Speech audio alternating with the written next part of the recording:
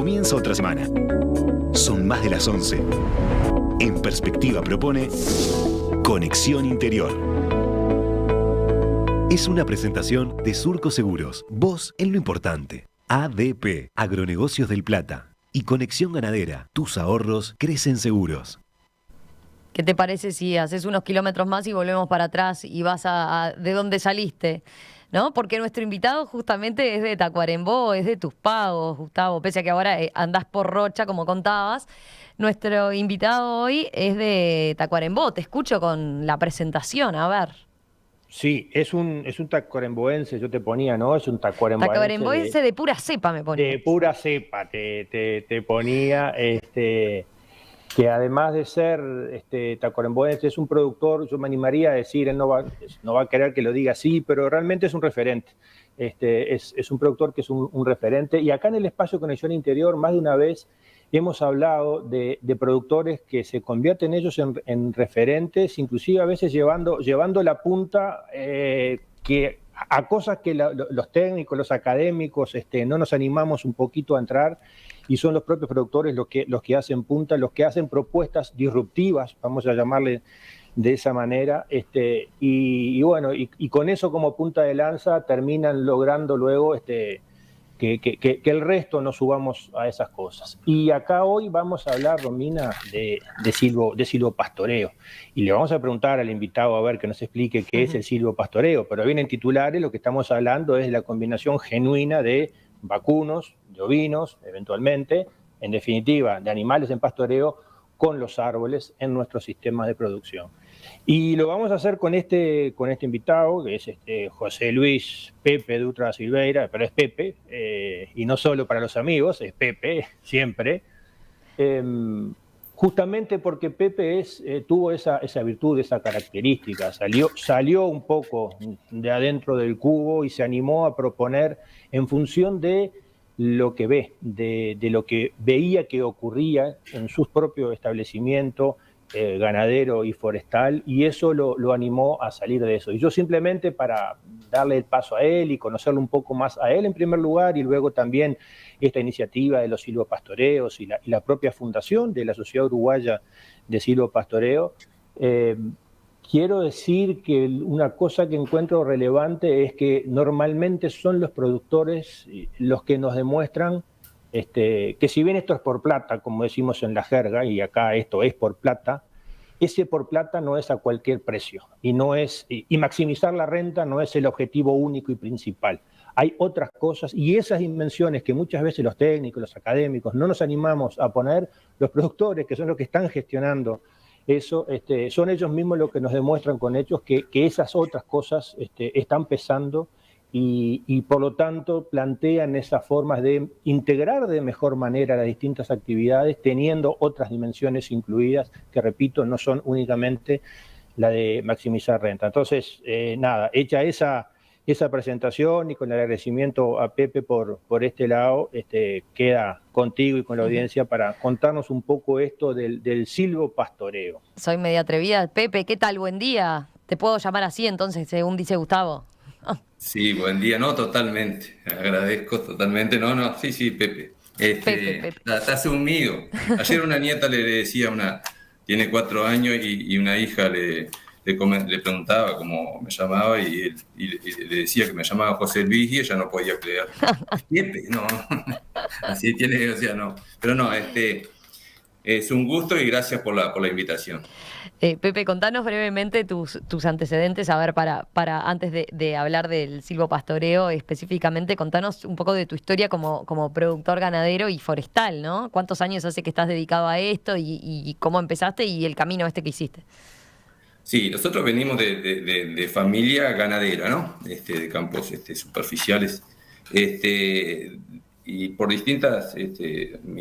mi papá compró un campo hace 30 años donde tenemos el establecimiento Abuelita, y ahí empezamos a incursionar, por supuesto, siguiendo con la ganadería, en plantaciones forestales, ganadero de toda la vida, ovejas tradicionales, campos naturales, manejo de campos naturales, Y ahí empezamos a hacer, aquí en Abuelita, entre el año 90 y 94, plantaciones forestales convencionales, macizos, lo que vemos normalmente en la ruta, o sea, a números de árboles, de más de 1000 árboles por hectárea. Y también como ganadero, a tener ganados en esos campos propios familiares y en empresas ganaderas, forestales de la zona, Tacuarembó Rivera, como la figura de pastoreante ganado, o sea, vas con el ganado en una empresa que hizo forestación y en esos, entre comillas, desperdicios forestales, hacíamos ganadería.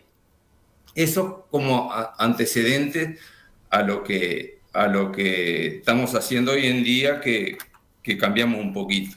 Bien, y ahora sí definamos, a ver, ya nos contarás por qué optaste por cambiar y por qué seguir este camino, pero expliquemos primero cómo definís, digamos, el silvopastoreo, más allá de que Gustavo adelantaba algo, ¿no?, de la definición y en qué consiste. Sí, el silvopastoreo, o los sistemas silvopastoriles, en el mismo espacio físico, en el mismo lugar de tierra, tener árboles, pasturas y ganado. Yo siempre digo que nosotros acá en Uruguay arrancamos un escenario que a veces ya más zonas más tropicales y Caribe tienen el otro escenario, ya el árbol está, ¿no? Es cómo manejar ese árbol, a veces tenemos que sacar un poco de árbol para generar pastura. Nosotros estamos en el punto de partida, en la cancha opuesta, la vaca está. Nosotros es cómo introducir el árbol de una forma, diría, quirúrgica, estudiada, intencionada, pero no desplazar la ganadería, no matar pastura. Es bastante distinto en esa mirada de lo que vemos en los macizos. Para decirte algo, la forestación en Uruguay tiene 1 millón y algo de hectáreas, 1.100.000, 1.200.000. En esquemas silvopastoriles se hizo una consultoría el año pasado, dirigida por el ingeniero Luis Sancho, muy seria, y determinó 6.000 hectáreas. O sea, lo que vemos no es, o sea, porque muchas veces se confunde, nosotros nos gusta marcar diferencias. Cuando vemos ganado y árboles, claro, ya es silvopastoreo, y no lo es. Tiene que ser en el mismo espacio. Entonces, si se quiere, hay un trabajito más, porque nosotros tenemos que diseñar cómo introducir el árbol de esa forma integrada a la pastura. Nosotros no queremos desplazar la vida sobre el suelo, y en la vida sobre el suelo está el ganado, las especies, y estamos nosotros, o sea, los establecimientos que tienen sus propietarios, que siga funcionando, vamos a decir, potenciada con sombra y abrigo, pero una sombra controlada que no me mate pastura. Cuando empezamos a matar pastura o a desplazar eso, ya empezamos a dejar de ser silvopastoriles y convertirnos en una plantación forestal. Eso es muy resumido lo que es el silvopastoreo, y eso nos llevó a nosotros. Nosotros cuando pastoreábamos en estos macizos forestales, empezamos a ver que los árboles crecían y que era muy interesante, como digo, la sombra y el abrigo, pero si la vaca hablara, diría, está bien, dame sombra ahora en verano con los calores que anda ahora, pero si me va a dar sombra y me quitas la comida, déjame a la intemperie y déjame. Entonces, eso es una mirada bastante diferente a lo que vemos de la forestación convencional, de lo que es el silvopastoreo. Bien, te entiendo. ¿Y qué has observado hasta ahora a partir de la experiencia? Es interesante porque además, capaz que nos puedes contar por qué tomaste el camino, digamos, de dedicar toda la producción al silvopastoreo. Nosotros, la inclusión del árbol en cualquier predio depende de la topografía, los tipos de suelo y demás, inclusive las especies que vas a introducir.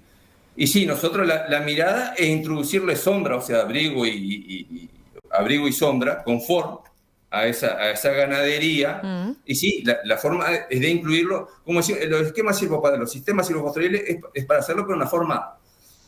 No es mirar un suelo, es decir, cómo saco producción de madera acá. Eso es una mirada, no vamos a entrar en detalle, está bien para un destino de pulpa y celulosa, para hacer papel, que es lo que más vemos en el país. Esto es una mirada bastante, diría que va mucho con una mirada del uso del suelo, la conservación de pastura, la conservación, ya digo, de la vida que está sobre el suelo, pero la vida que no vemos, también la vida, cuando rompemos el tapiz, eliminamos la pastura existente también vemos vida que no la vemos normalmente, pero que existen y es relevante. Entonces la mirada es mucho más profunda, mucho más integradora. En unos pocos árboles por hectárea que seguramente al ser menos crecen con más diámetro, son como decimos, a vacas gordas porque tienen pastura y sombra, tienen bienestar animal, confort, pero a árboles gordos también porque al tener más espacio, y bueno, y la madera empieza a tener valor para cerrado, para muebles, eso cuando tienen diámetro. Y a eso se apunta, esa madera esos árboles tienen un manejo de podas, cosa de eliminarle los nudos, pero también volvemos a la sombra, al bienestar controlado, que no sea excesivo. Cuando empezamos a matar pastura, ya empezamos a dejar de ser silvopastoriles. Ahí hay un comentario cuando hace poquitos días, el 20 de noviembre, que se hizo una jornada en la casa de Pepe. Esa jornada incluía recorrida por el campo por distintas situaciones. Y uno de esos antecedentes en los que estuvimos es una jornada multitudinaria, ¿no? Estamos hablando de, no sé, más de 250, 300 personas de todas partes del país, en cantidad y en calidad muy, muy buena. Esa fue la convocatoria que tuvo esa jornada, que además fue la de la fundación de esta sociedad. Una de las paradas, decía, en las que estuvimos, es una parada que venía de una historia de esa forestación en macizo, como explicaba Pepe, ¿no? Que esa forestación en macizo son, números redondos, 1.200 árboles por hectárea. Y hacía ya, vos me corregirás, Pepe, 4 o 5 años que esa forestación, 10 años, bueno. 10 años que esa forestación había sido levantada, y 10 años después de eso, todavía el retorno del tapiz natural, que es ese, lo hemos dicho muchas veces en este espacio, ¿no? Como decía el profesor Bernardo Rosenkurt, el campo natural es el petróleo del Uruguay, es ese tesoro, es ese patrimonio, es esa base de la sustentabilidad de nuestros sistemas, en fin, tiene toda esa otra carga tremendamente importante. Ese tapiz no se había recuperado luego de 10 años. Entonces, esas son las claves que a un productor lúcido, interesado y muy activo como Pepe le fue dando a medida que él advertía esa situación de que ese modelo, que eventualmente puede ser válido para algunas zonas en las cuales no esté ya el campo, y el campo natural me refiero, y que por lo tanto en esos lugares, no estando aquello a cuidar, bueno, ya está, pero que en otros lugares donde todavía está ese patrimonio, que viene además seriamente amenazado. Hoy estamos con un 60% de campo natural, pero muy pocas décadas atrás teníamos un 80% de campo natural, es decir, venimos con una pérdida muy intensa de eso. La necesidad de mantenerlo, pero no renunciar a la inclusión del árbol, y ahí entonces se abría esa ruta, que era lo que yo trataba de resumir al principio, de medio contracorriente inclusive, decir, bueno, hay que hacer esto. Y las respuestas, y capaz que esta es la parte final de esto, Pepe, es la pregunta, ¿no? Es decir, tú te tuviste que enfrentar, capaz que enfrentar no es la palabra correcta, pero se va a entender lo que quiero decir. Cuando largaste con eso, a vos te decían, no, eso no se puede hacer, eso no da plata, eso no sirve, eso ya está probado y no anda, ¿no? Ese tipo de desafíos que te lo decíamos nosotros mismos, ¿no? Digo, los técnicos, te decíamos, no, eso no anda. Y sin embargo, para adelante y encontrarle que hay otra forma posible. Yo le iba a preguntar en esos términos, ¿te cerró la ecuación de hacer el cambio en cuanto a decir, bueno, le doy menos peso a la forestación porque estoy compensando la pata ganadera, digamos? ¿O no te cierras y como dice Gustavo, no es solo por plata? A ver. Tal cual. No, yo creo que ningún emprendimiento es sostenible, y eso a nivel muy personal, si no hay una rentabilidad, ¿no? O sea, podemos ser muy ecológicos, pero si eso me lleva siempre a producir un gasto y no tengo, en algún momento se cae. Y esto es tal cual. Lo seguro era seguir siendo forestal puro. Eso es realmente, en ese suelo que hablaba Gustavo, eso ya lo habíamos probado y ya eso era seguro. El tema que era renunciar a algo seguro, sí, pero a no perder, porque estamos sobre algo finito, que es la cantidad de tierra. En Uruguay a nivel mundial, o sea, crecen las urbanizaciones y la tierra disponible a realizar alimentos y producir este tipo de emprendimiento es la misma o menor. Entonces, es importante que saquemos un provecho desde el punto de vista nuestro, ¿no? Lo vemos así.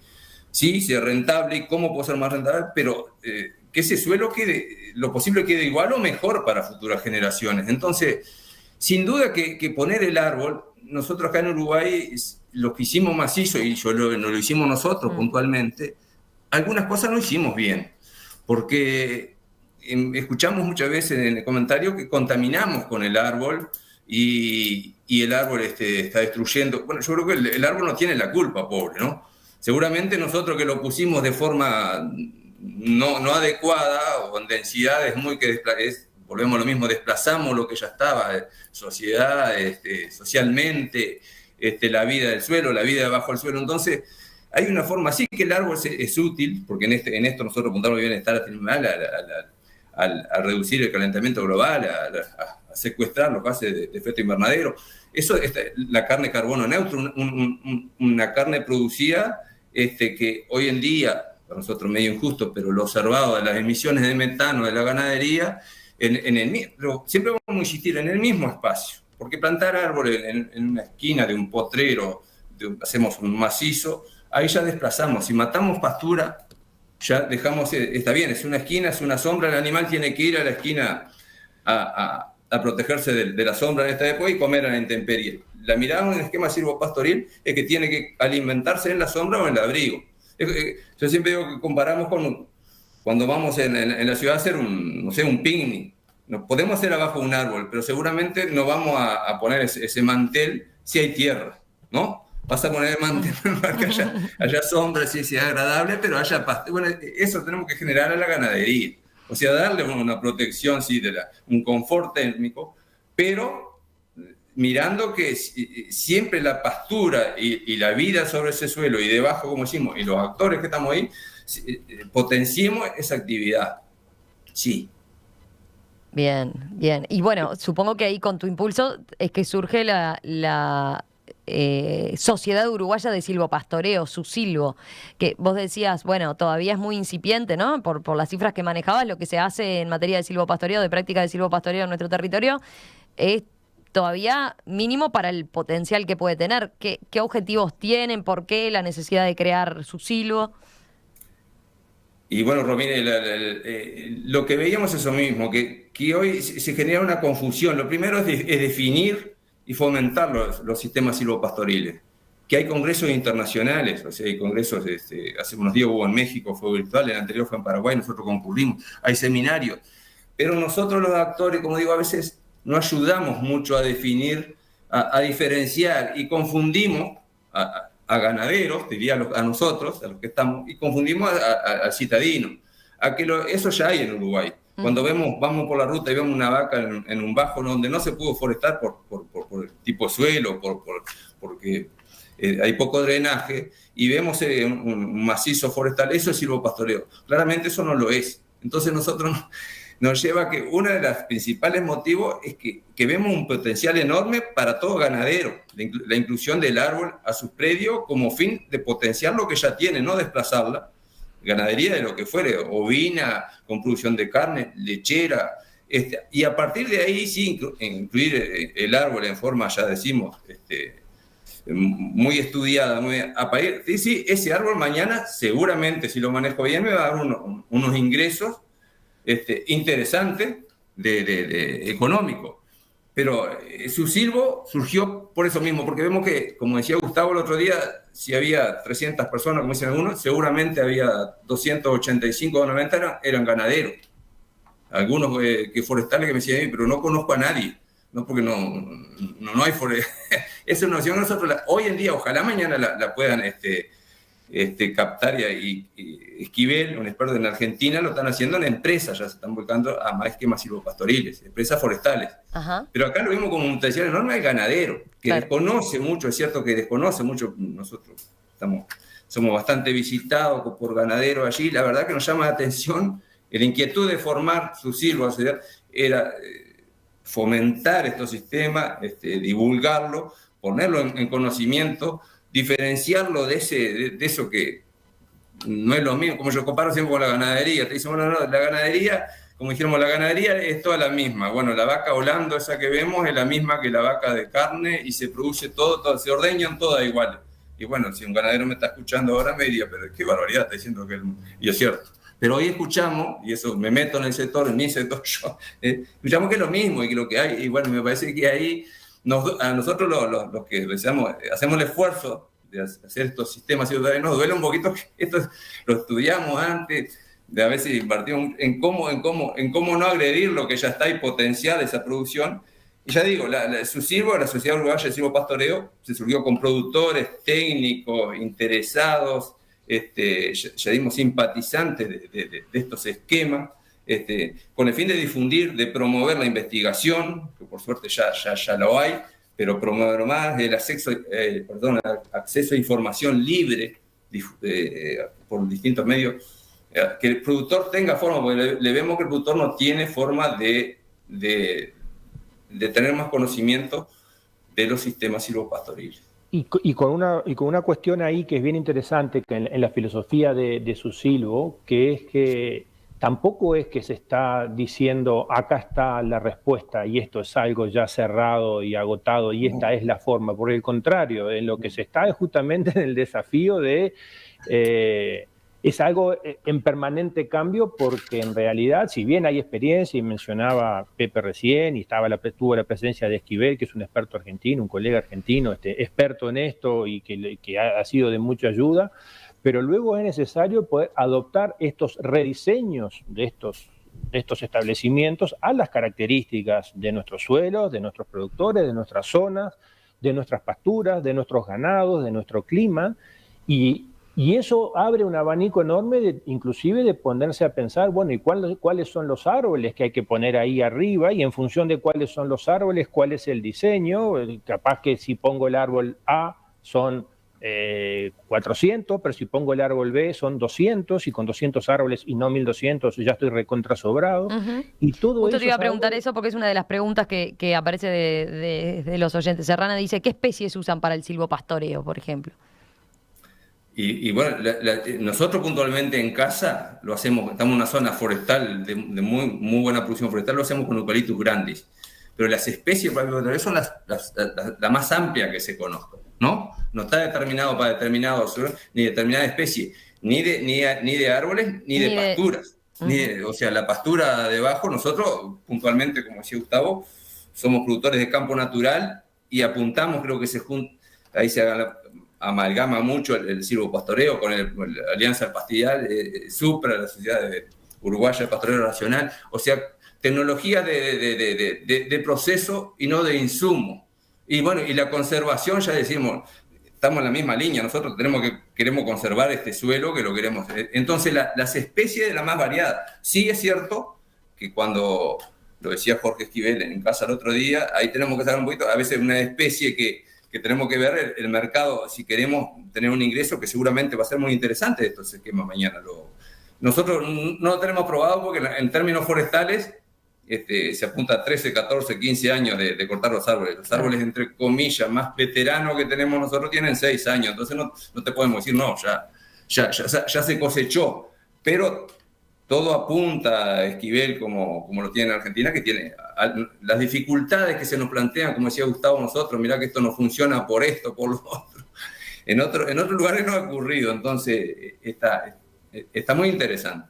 Pepe, y bien cortito, contá un poco para ilustrar a la audiencia, más allá de las fotos que hay, cómo es el diseño en tu casa, ¿no? Con esos árboles que además son para serríos, son para madera, ¿cómo es el diseño? Es decir, ¿cómo está ese damero de árboles puesto en una hectárea? Ahí está, no sé si se alcanza a ver ahí.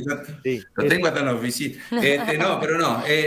Nosotros, para quienes están viendo Gustavo, el video, estamos pasando fotos, pero además, claro, en el cuadro que tiene Pepe atrás es donde se ve, ahí como tiene. No, pero seguramente en la foto se ve mucho mejor. Pero también, Gustavo lo decía, nosotros, porque más como inquieto, tenemos la mayoría de la superficie que tenemos en el sistema silvopastoril, tenemos en 2 líneas a 5 metros, 2 liños, como dicen en Argentina, y callejones libres de deforestación de 20 metros. Y eso se repite. Pero nosotros en casa ya tenemos 12 ordenamientos, como llamamos, esto es diferente, porque en la búsqueda de eso que decía Gustavo, tampoco creemos que esto es y extrapolar. En Argentina lo tienen en su mayoría en este mismo esquema de 5 metros más 5 de callejón, que te lleva 200 y pocos árboles por hectárea al momento de plantación, ¿no? Un macizo, como decía Gustavo, estamos hablando de un promedio de 1.300, entre 1.100 y 1.500 árboles por hectárea. Entonces, el número ya es mucho menor. Pero tenemos ordenamiento de una línea sola, 15 metros, de 3 líneas, de 3 líneas con 25 metros de callejón, con 20, con 24, con 23, porque creo que es una búsqueda que, y está muy bueno que la investigación, por eso se ha sumado y esté, y alguno que va nos dice, che, pero Pepe, no tenés tal otra que sería bueno probarla, y bueno, más como dice Gustavo, más de inquieto que cosa, sí, a veces no la creemos mucho en ese ordenamiento, pero lo probamos igual, lo hacemos. Y además, por si fuera poco de hereje lo que hace Pepe, todo eso lo hace con pastoreo racional Voisin, metido ahí adentro, que se acuerdan que también hicimos algunas notas de Conexión Interior, que son sistemas de pastoreo donde se divide en muchos pequeños piquetes, digamos, la superficie, y los ganados van pastoreando en lo que se llaman altas cargas instantáneas, es decir, mucho ganado en poco tiempo, y luego pasan de esa parcela a otra, y digo así medio bromeando que eso es hereje, porque eso son otras de esas cosas que también son los propios productores los que han hecho punta, y luego la academia, que descreía bastante de eso, se termina sumando y lo termina viendo las ventajas, que no es que sea la panacea, pero digamos, sí las ventajas y sobre todo lo que se llama medio técnicamente las externalidades positivas que tiene eso, más allá de los kilos directos, que es lo que se mide en una ecuación de costo-beneficio.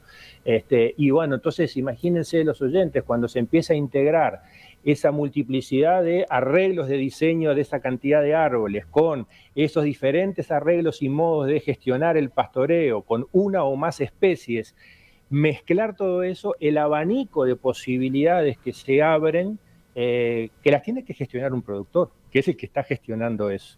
Y eso permite entonces rápidos crecimientos de los árboles, que permiten entrar, corregime Pepe, al año y medio vos ya estás pastoreando ahí en la vuelta de esos árboles, se acumuló mucho forraje, los ganados tienen confort, tienen sombra, tienen abrigo, crecen buenas pasturas gracias a la iluminación, se potencia ese campo natural, entonces se entra como una especie de círculo virtuoso que no es la panacea, que no es maravilloso, que tiene, seguramente Pepe está cometiendo cantidad de errores, que el tiempo y la academia, como él bien dice, acá está participando Facultad de Agronomía, está participando Línea, el Polo Agroforestal de Tacuarembó, bueno, ahí después habrá que ir haciendo los ajustes de esto, pero que en definitiva es una construcción colectiva, ¿no, Pepe? Eso termina siendo su silo, una construcción colectiva genuina, adaptable a las necesidades de cada productor, de cada zona, de cada emprendimiento, y con perspectivas de una mirada de mediano y largo plazo. José Luis Dutra da Silveira. Pepe, gracias, gracias Pepe por estos minutos esta mañana aquí en Perspectiva y por contarnos a propósito de esto, con lo que estás experimentando, con lo que estás haciendo ahí punta, entonces, por lo visto, y bueno, conversaremos dentro de unos años también para ver qué resultados, qué enseñanzas les ha dejado y cómo sigue entonces su silbo. No, gracias a ustedes, gracias a Gustavo, a ti Romina y al programa, muchas gracias por el espacio. Como decía Gustavo, en algún momento tenés que parar porque si no podíamos hablar. Si sumamos el Voisin, como dice Gustavo, que es otra de las debilidades, pero no, muchas gracias por el espacio y totalmente las órdenes y abiertamente ya digo, queremos hacer de su silbo una cosa de una cosa que...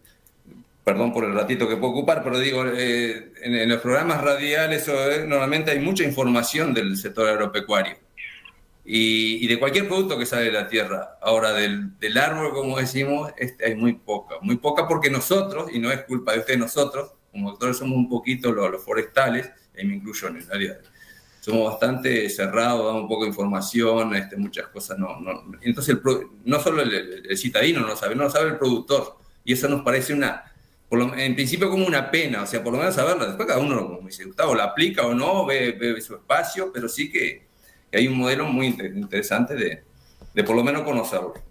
Pepe, Muchas gracias. Gustavo, como siempre, gracias. Un abrazo grande. Nos reencontramos dentro de unos días. Nos vemos. Chau, chau. Conexión Interior.